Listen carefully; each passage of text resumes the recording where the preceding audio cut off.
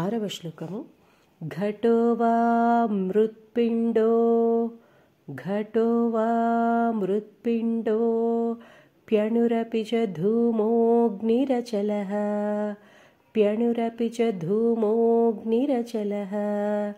पटो वा तन्तुर्वा परिहरति किं घोरशमनं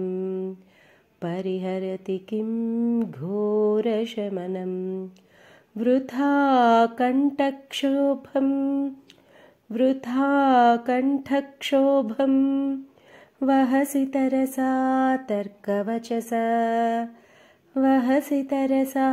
तर्कवचसा पदाम्भोजं शम्भोः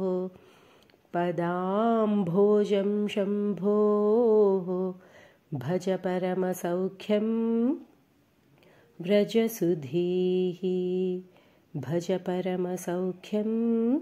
व्रजसुधीः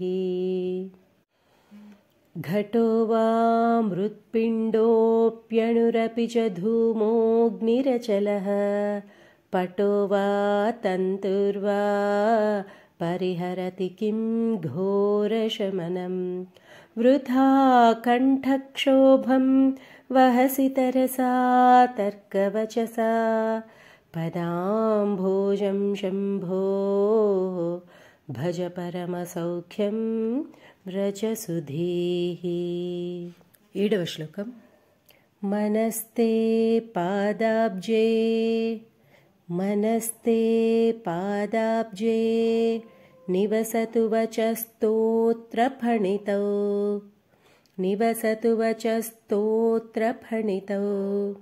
करश्चाभ्यर्चायां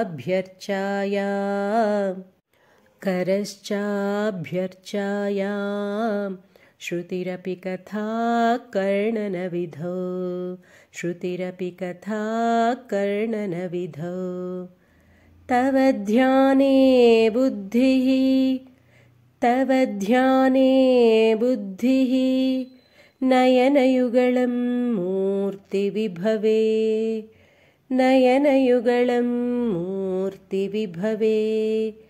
परग्रन्थान् कैर्वा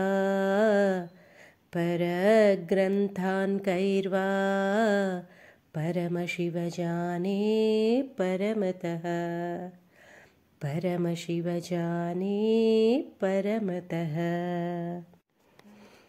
मनस्ते पादाब्जे निवसतु वचस्तोत्रफणितौ करश्चाभ्यर्चायां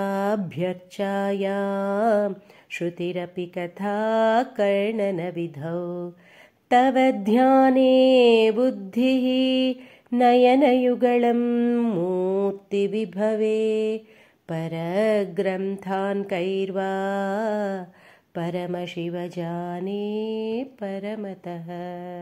8వ శ్లోకం यथा बुद्धिः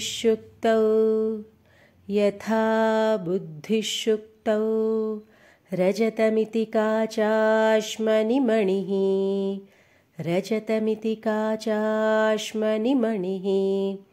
जले पैष्टे क्षीरं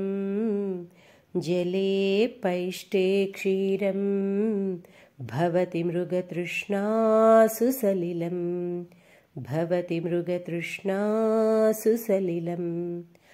तथा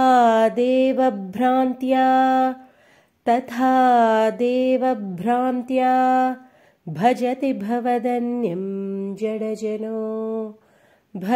भवदन्यं जडजनो महादेवेशं त्वां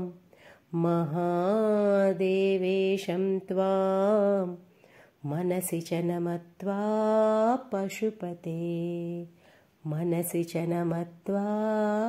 पशुपते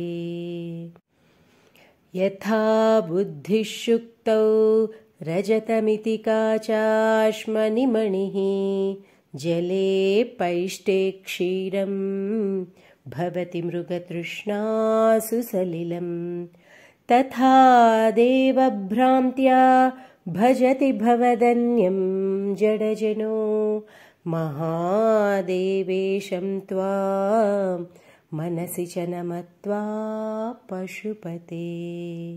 9వ శ్లోకం.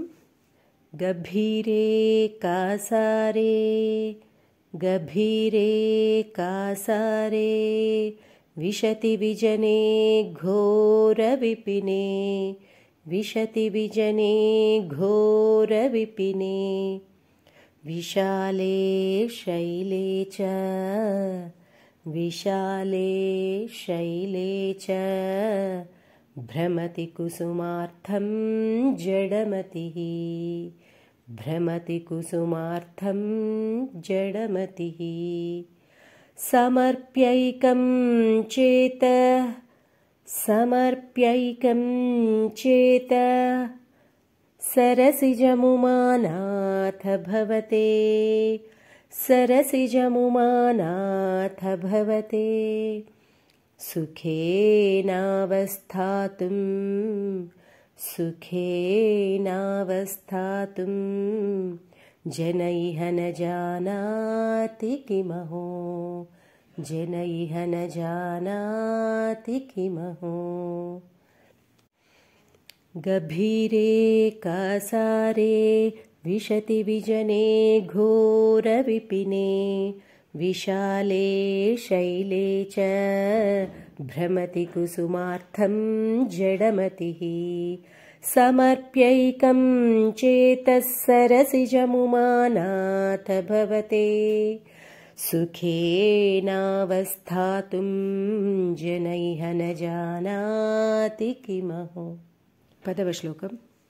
नरत्वं देवत्वं नरत्वं देवत्वं नगवनमृगत्वं मशकता नगवनमृगत्वं मशकता पशुत्वं कीटत्वं पशुत्वं कीटत्वं भवतु विहगत्वादिजननं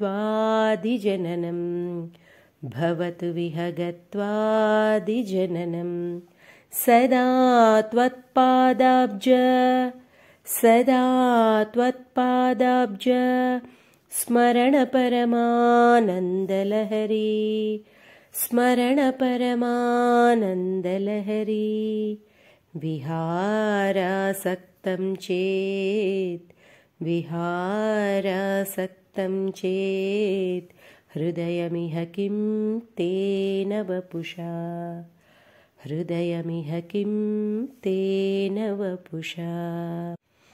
नरत्वं देवत्वं नगवनमृगत्वं मशकता पशुत्वं कीटत्वं भवतु विहगत्वादिजननं सदा त्वत्पादाब्जस्मरणपरमानन्दलहरी विहारासक्तं चेत् हृदयमिह किं तेन वपुषा।